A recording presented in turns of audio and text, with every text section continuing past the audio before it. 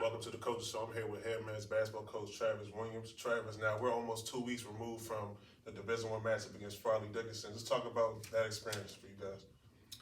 I felt that it was a very useful experience. Showed us a lot about some different players on our team. It was a great facility, great venue. You know, the big thing was how we started the game. You know, I mean, I was very proud of my team. We were able to, get a bunch of steals. We got 12 first half steals against a D1 team. That's great. It really helped us solidify our chemistry around our zone sets on defense and allow some of our players to see how powerful it really is and to buy in. I feel like sometimes before we even played FDU, we played some of those other tough teams. It was always a question of, are they just beating our zone really bad, or do we not execute? So it really solidified some things, and we had some players stand up in a big way. Also, just the fact that it was a platform and it was a genuine experience, and maybe a once in a lifetime experience for some of our players. Absolutely. Things like that you just had to soak in, because you never know if you're going to get that opportunity again to play on that type of stage. So that's great. That's great.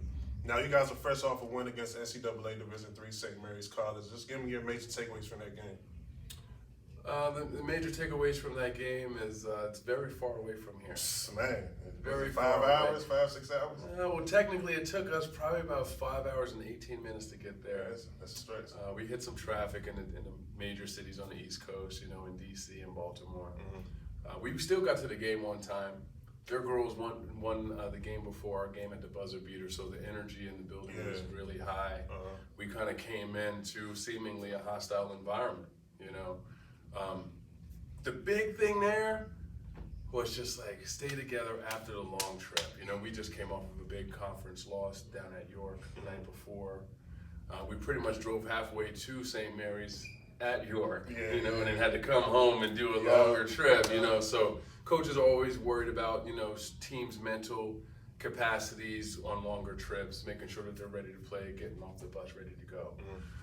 So another thing I wanted to say about that particular game was that we decided to do a different approach to the game strategically, and it seemed to play out and pan out well for us, and we were able to come out successful. That's great. All right, tonight you guys face Penn State, New Kensington, the first of 5 straight PSUAC games. You guys had a terrific run last year in the PSUAC, finished second overall with a 16-3 record. Just talk about some of the things that you guys feel like you need to focus on in order to have another great run this season. One of the things we need to focus on is staying together, taking care of the ball, playing strong, and not playing down the competition. The big thing is, our non-conference schedule really had us play against some really tough competitors, some guys who are in the gym with their coaches for 5 or 6 months previous to the season. So they're really tuned up.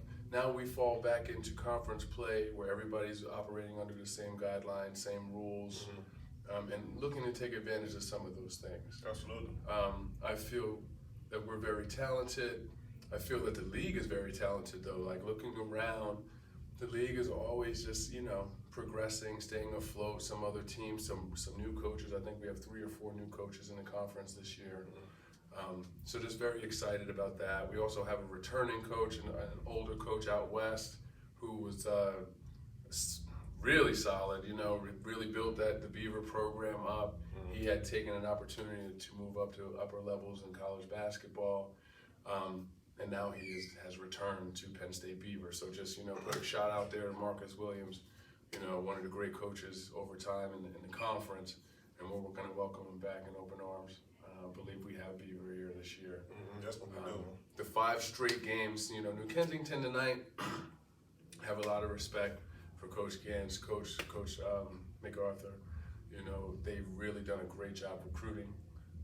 Looks like they're not trying to beat Penn State Schuylkill. It looks like they designed a team to beat Penn State Wilkes-Barre, which I really appreciate, because sometimes I feel that to vibrate the highest, you have to be authentic, right?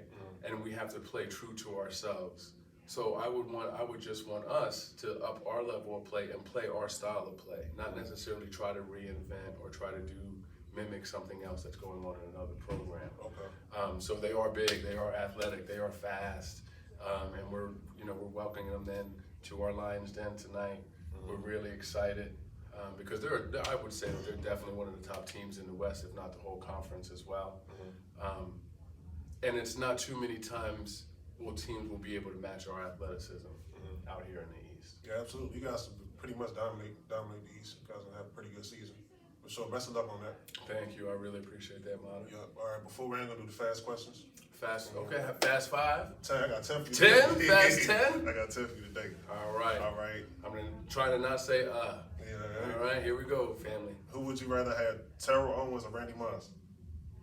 Randy Moss. Joe Montana or Peyton Manning? Joe Montana. Ed Reed or Tro Polamalu?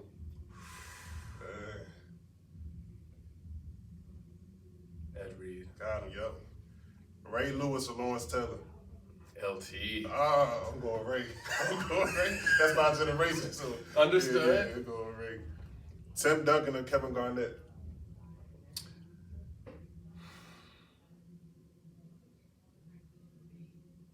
Tim Duncan.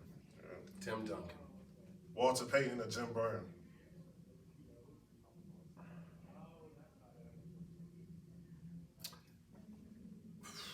Sweetness. Yeah, Sweetness. Sweetness is tough. Sweetness is tough. Sweetness.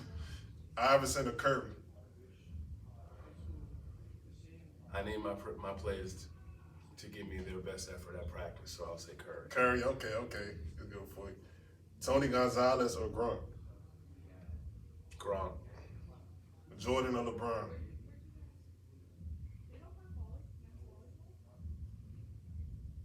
LeBron. Brian, okay, Brian. Last one, Kobe or Magic?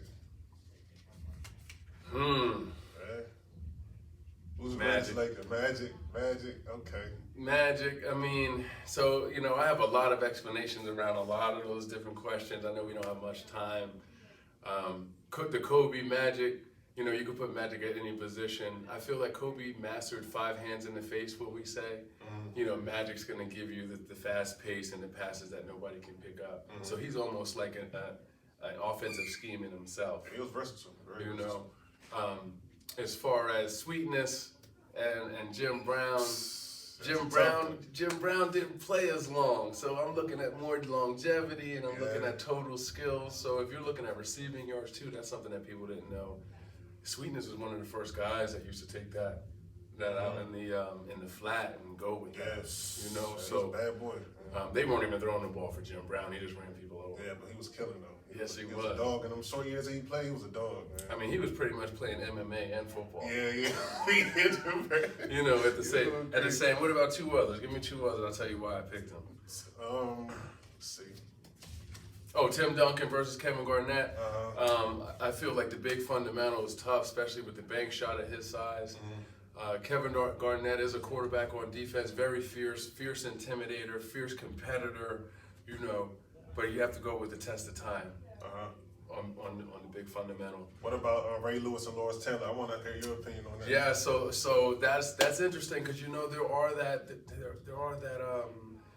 pedigree, and I felt that LT was very dominant to the fact in where you wouldn't even go past to his side or run to his side of the floor. Same thing with Ray Same Lewis. thing with, I'm not begging for it. on his side of the field. Ray Lewis in the middle, and I know he was a dog and he took care of business, but who did it longer? How many years did Lawrence Taylor play? I want to see 9 or 11. Okay. So he played 9 or 11. Okay. He also played on one of the biggest stages in New York City. Yeah. When you think about because my first thought is always off the field distractions, and I would say they both equal each other out there, right? So then now we're going on the field and in scheme. Like I feel that I can groom a linebacker better than I can groom an elite DM. No, that's a great analysis on that one. Yeah. Indeed. I appreciate that, man. I love those. Yeah, for sure. Well, that's it for the coach. So thanks for stopping by, Trevor.